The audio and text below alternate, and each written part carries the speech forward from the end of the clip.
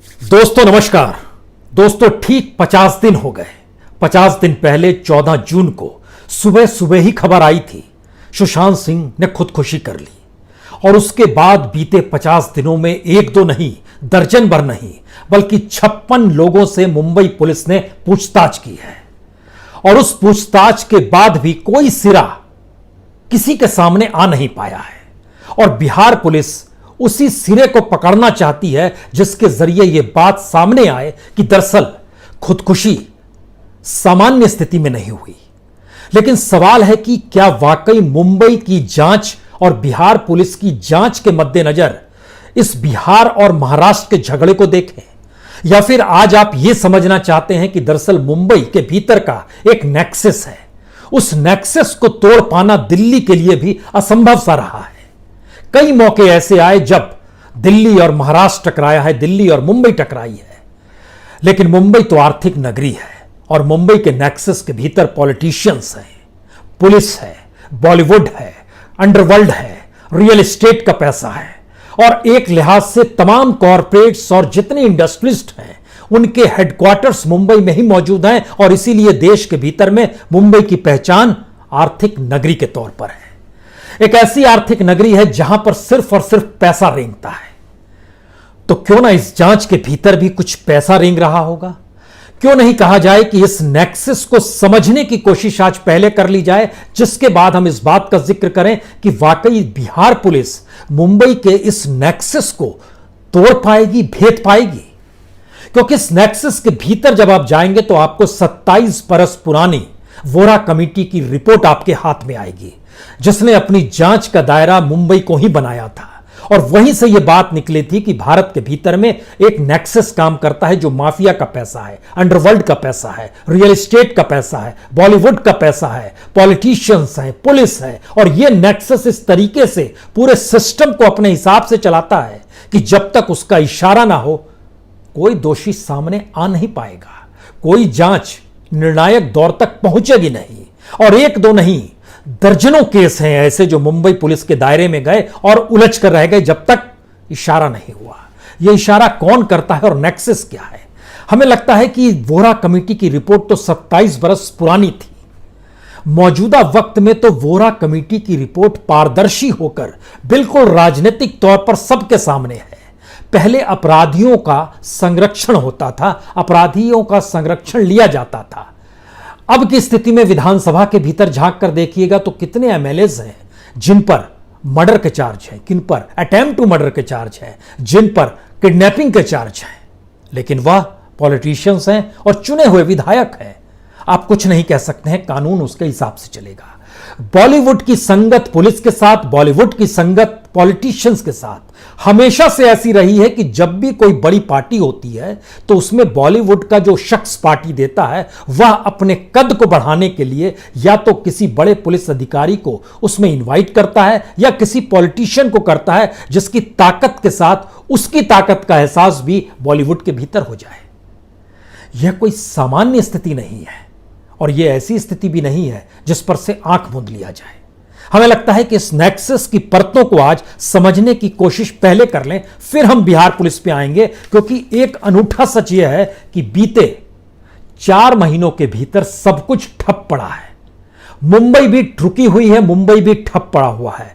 बॉलीवुड का काम ठप पड़ा हुआ है, एक्सपोर्ट इंपोर्ट का काम ठप पड़ा है। जो डायमंड मर्चेंट्स होते थे और खासतौर से अब के दौर में जब फेस्टिवल सीजन शुरू हो रहा है, करोड़ों अरबों का बिजनेस उनका अंतर्राष्ट्रीय तौर पर होता था, वह ठप पड़ा है।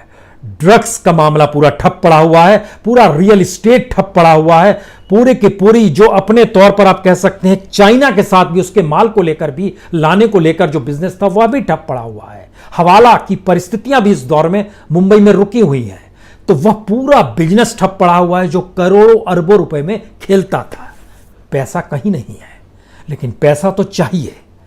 तो क्या पहला सवाल यह ना उछाल दिया जाए कि सुशांत सिंह की खुदकुशी ने या उसकी जांच की प्रक्रिया ने उस पूरे माफिया में एक ऑक्सीजन भर दी है, उस पूरे नेक्सस में एक ऑक्सीजन भर दी है जहां पर पैसा पानी की तरह बह रहा है और एक इशारे पर अगर बॉलीवुड के किसी भी बड़े कलाकार को बुलाना हो, प्रोड्यूसर को बुलाना हो, तो उसके पीछे कुछ अलग खेल भी होता है।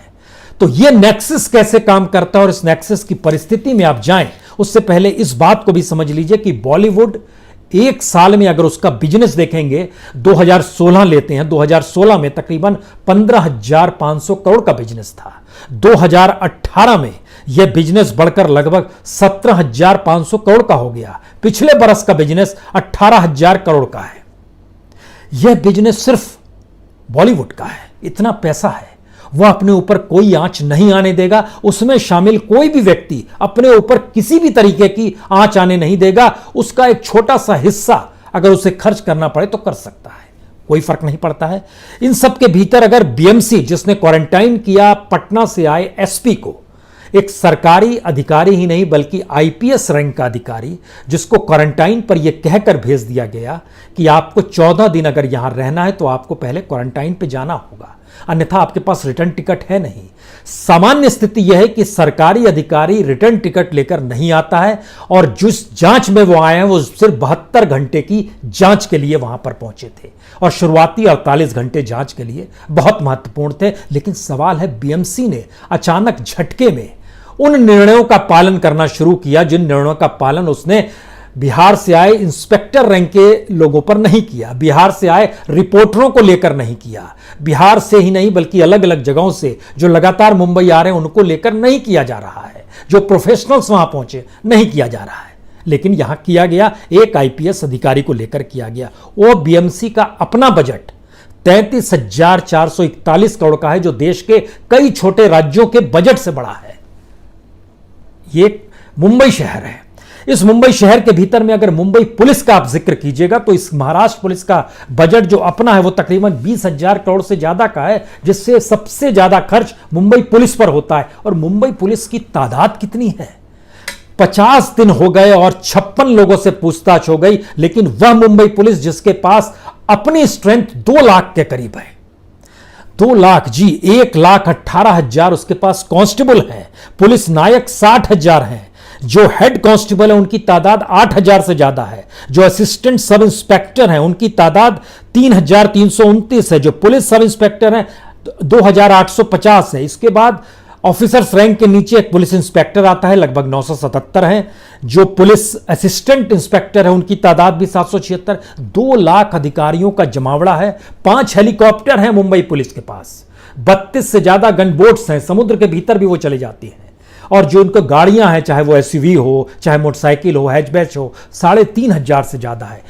तमाम स्ट्रेंथ के बावजूद भी कहां है रिया चक्रवर्ती, मुंबई पुलिस नहीं जानती। इन तमाम परिस्थितियों के बीच में मीडिया को ही लेकर आना पड़ा सुशांत सिंह के बैंक का स्टेटमेंट, जिसके जरिए वो बता पाया कि कितना कितना पैसा कहां कहां निकाल के रिया और उसके भाई पर खर्च हुआ है। ये मुंबई पुलिस ने नहीं निकाला, उसने नहीं सौंपा, ये अपने तौर पर, और 50 दिन की यात्रा मुंबई पुलिस कर चुकी है। सवाल, जब हम इन बातों का जिक्र कर रहे हैं और उस नेक्सस की दिशा में बढ़ रहे हैं, तो उस नेक्सस का सच क्या है? उस नेक्सस के भीतर जब झांकिएगा तो हमको लगता है कि आपको पुलिस और politicians, Bollywood, mafia, real estate, इन सारी चीजों के एक नेक्सस को समझते हुए सबसे पहले सामने पॉलिटिशियंस को ही रखिए, क्योंकि पॉलिटिशियंस की स्थिति महाराष्ट्र में बड़ी तेजी से बदली है। मौजूदा वक्त में 288 जो एमएलएज हैं, उन एमएलएज के भीतर में 176 एमएलए, जी 288 में 176 एमएलए ऐसे हैं जिन पर क्रिमिनल केसेस चल रहे हैं। उनमें से 165 ऐसे हैं जिन पर, उनमें से 113 ऐसे हैं जिन पर सीरियस मामले चल रहे हैं। सीरियस क्रिमिनल केसेस का मतलब यह होता है मिनिमम सजा होगी तो 5 साल, मैक्सिमम सजा होगी तो उम्र कैद हो सकती है, क्योंकि 2 एमएलए तो ऐसे हैं जिन पे आईपीसी की 302 धारा लगी हुई है, मर्डर का मामला है। 11 एमएलए ऐसे हैं जिन पर अटेम्प्ट टू मर्डर यानी आईपीसी की 307 धारा लगी हुई है। 4 एमएलए ऐसे भी हैं जिन्होंने किडनैपिंग का आरोप जिन पर है, यानी आईपीसी 363 का मामला लगा हुआ है। और ये सभी एमएलए करोड़पति हैं। महाराष्ट्र एक ऐसी जगह है जहां पे 90% से ज्यादा लोग करोड़पति, और औसत जो है निकालिएगा तो औसत हर एमएलए के हिस्से में 22 करोड़ रुपए उनकी संपत्ति ये आता है। हालांकि किसी के पास 500 करोड़ भी है, किसी के पास 2 करोड़ भी होगी, यह भी स्थिति है। लेकिन फिर भी हमको लगता है उस खाके को पहले समझ लीजिए कि बिहार पुलिस कहां पहुंची है और बिहार पुलिस को कैसे चीजों को अब सामने रखना है। और जो महाराष्ट्र के भीतर मुंबई की स्थिति है उसका मतलब क्या है। और पॉलिटिशियन उसमें भी जब होम मिनिस्टर बार बार आकर कह रहे हैं कि जांच चल रही है, हमने किसी को क्लीन चिट नहीं दी है और जांच में किसी को छोड़ा भी नहीं जा रहा है, जो दायरे में आ रहा है उससे जांच कर रहे हैं, लेकिन कोई सिरा पता नहीं है, ना अगला सिरा पता है ना पिछला सिरा पता है, लेकिन जांच चल रही है। और यह बात बार बार होम मिनिस्टर कह रहे हैं। फिर से लौटिए पॉलिटिशियंस पर, क्योंकि पॉलिटिशियंस का सच यह है कि शिवसेना के 55 विधायकों में से 26 के ऊपर सीरियस केसेस चल रहे हैं जो सत्ता में है। एनसीपी के 53 एमएलए में से 17 एमएलए ऐसे हैं जिन पर सीरियस केस चल रहे हैं। ओवरऑल तो 32 हैं जिन पे केसेस चल रहे हैं क्रिमिनल के। कांग्रेस के 44 में से 15 एमएलए ऐसे हैं जिन पे केसेस चल रहे हैं। यह स्थिति महाराष्ट्र में इस हद तक बढ़ती चली गई है और करोड़पतियों की तादाद और क्रिमिनल केसेस की तादाद बरस दर बरस बढ़ती चली गई। और खास तौर से जब हमने 93 वोरा कमेटी की रिपोर्ट का जिक्र कर रहे थे, उस रिपोर्ट में जिस माफिया का जिक्र था, जिस रियल एस्टेट का जिक्र था, संयोग से उस बॉलीवुड का जिक्र था, उसकी कैपूंजी का जिक्र था, ये सारी चीजें पिछले 4 महीने से ठप पड़ी हुई हैं। मौजूदा वक्त में सच यह है कि किस रूप में संपत्ति बढ़ती और संपत्ति को बढ़ा हुआ भी दिखाया जाता है। यह भी सोचिए कि जो 2014 में एमएलए जीते थे और फिर वो दोबारा 2019 में जीत गए, उनकी संख्या 118 एमएलए है। अलग अलग पार्टियों में, अभी नहीं उसके भीतर चलते हैं, अलग अलग पार्टियों में भरे पड़े हैं, लेकिन ऑफिशियल उनकी संपत्ति में इजाफा जो है वो 78% एवरेज होता है। अगर पार्टी वाइज देखिएगा तो शिवसेना में जो सांसद विधायक जो थे उनकी संपत्ति जो 2014 में चुने गए थे और फिर दोबारा 2019 में चुने गए, 135% बढ़ गई, 7 करोड़ से बढ़कर 18 करोड़ हो गई। ये एक एवरेज हम आपको बतला रहे हैं। एनसीपी लगभग 124% बढ़ गए, 8 करोड़ से बढ़कर 19 करोड़ हो गए। कांग्रेस सबसे कम है 48%, 11 करोड़ से बढ़कर 17 करोड़ हुए हैं। बीजेपी सत्ता में रही है तो उसमें भी 81% की बढ़ोतरी हुई है। 15 करोड़ औसत थे उनके विधायकों का, जो बढ़कर अब 27 करोड़ हो गया उनका जो चुने हुए हैं। ऐसे तो 22 साढ़े 22 करोड़ औसत है, लेकिन इन पार्टियों का औसत निकालिएगा तो वो लगभग 25% के ऊपर जाता है, 25 करोड़ से ऊपर का है। सवाल है इनके पास इजाफा कैसे होता चला जाता है रुपए का। और ऐसा नहीं है, हर छोटे बड़े का इजाफा होता है। मसलन छोटी छोटी पॉलिटिकल पार्टीज को आप अगर देखना शुरू कीजिएगा तो इनके रुपए में भी लगातार इजाफा हो जाता है। और इनकी संपत्ति भी, चाहे वो इंडिपेंडेंट हो चाहे किसी छोटी पार्टी का चुन कर आया हुआ हो, इनकी संपत्ति में भी इजाफा हो जाता है। इन परिस्थितियों के भीतर अगर हम ये कहें कि जिस सुशांत सिंह की जांच रिपोर्ट को सामने लाने का जिक्र है, वो रिपोर्ट सामने कैसे आएगी और दोषी तक कैसे पहुंचेगी अगर इतनी संपत्तिवान मुंबई नगरी है और हर इंस्टीट्यूशन के पास पैसा भरा पड़ा है, तो फिर बहुत कम वक्त लगता है इसमें बिहार पुलिस कहां टिक पाएगी। इसीलिए कभी ध्यान दीजिएगा, चाहे वो मीडिया की रिपोर्ट हो, चाहे वो पुलिस की ब्रीफिंग हो, चाहे बॉलीवुड के निकले हुए कोई शब्द हो, चाहे सामान्य तौर पर जो मुंबई के भीतर जिसका बिजनेस, जिसका धंधा है, उसके रिएक्शन हो, वह रिएक्शन हमेशा मुंबई नेक्सस के अनुकूल होंगे। उस नेक्सस के जो कि पॉलिटिशियंस को सहारा देते हैं, पुलिस को सहारा, सभी एक दूसरे के अनुकूल रहते हैं। मुंबई पुलिस कहेगी पॉलिटिशियंस का हाथ नहीं है, पॉलिटिशियन कहेंगे मुंबई पुलिस बहुत अच्छा काम कर रही है, बॉलीवुड कहेगा बार बार कि बिना पुलिस, मुंबई पुलिस ने तो कमाल का काम किया, वो बहुत शानदार काम करती रही है। लेकिन इस पूरी प्रक्रिया में यह कोई नहीं बताएगा कि अगर जांच हो रही है तो फिर किस बात की जांच हो रही है। इस एहसास को जीने की ताकत क्यों नहीं होती है, इसका सच बड़ा अनूठा है, क्योंकि ये सच जो है ये भारत की राजनीति से जुड़ा हुआ है। लेकिन उससे पहले हमें लगता है कि आम लोगों के जो छोटे छोटे इमोशंस होते हैं, जैसे आज एक इमोशन निकलकर, राखी का दिन है तो इमोशन निकलकर सुशांत की बहन का पत्र के तौर पर या उनके रिएक्शन के तौर पर आया, जिसमें उन्होंने इस बात का जिक्र किया, बहन रानी है, भाई गुलशन है जो अब नहीं है। उन्होंने लिखा, गुलशन मेरा बच्चा, आज मेरा दिन, आज तुम्हारा दिन, आज हमारा दिन है, आज राखी है 35 साल पहले। ये पहला अवसर है जब पूजा की थाल है, आरती का दिया भी जल रहा है, हल्दी चंदन का टीका है, मिठाई है, राखी है, पर वो चेहरा नहीं है जिसकी आरती उतारी जा सके, वह ललाट नहीं है जिस पर टीका सजाया जा सके, वह कलाई नहीं है जिस पर राखी बांधी जा सके, वह मुंह भी नहीं है जिसे मीठा कराया जा सके, वह माथा नहीं है जिसे चूम कर इस बात का एहसास करे कि यह भाई है मेरा, 4 बहनों में अकेला भाई। बड़े छोटे इमोशन नहीं है, किसी भी परिवार के भीतर की पूरी उसके एहसास और उसकी संवेदनाओं की ये संपत्ति होती है। लेकिन सियासत के सामने ये सारी चीजें बहुत बौनी हो जाती है। और मुंबई का अनूठा सच ये है कि जिस तरीके से वहां पर पूरी की पूरी पूछताछ हो रही है, बिहार पुलिस की मौजूदगी, बिहार ने उसमें दखल दी, राजनीतिक तौर पर उसके भीतर चीजें चलती चली गई, उसमें बिहार पुलिस की हैसियत मुंबई की ताकत के सामने लड़ने की तभी संभव है जब अपने तौर पर उसमें मदद पॉलिटिकल तौर पर सरकारें करने लगी। और सरकार का मतलब केंद्र सरकार होता है, और केंद्र सरकार का मतलब मौजूदा वक्त में जाहिर है बीजेपी की वह सत्ता है जिसके भीतर के जो कैबिनेट मिनिस्टर्स हैं, रविशंकर प्रसाद हैं, आरके सिंह हैं, वह भी इस बात का जिक्र कर रहे हैं कि जांच ठीक नहीं चल रही है। यह दिशा क्या है? यह दिशा जांच की दिशा नहीं है, यह राजनीति की दिशा है।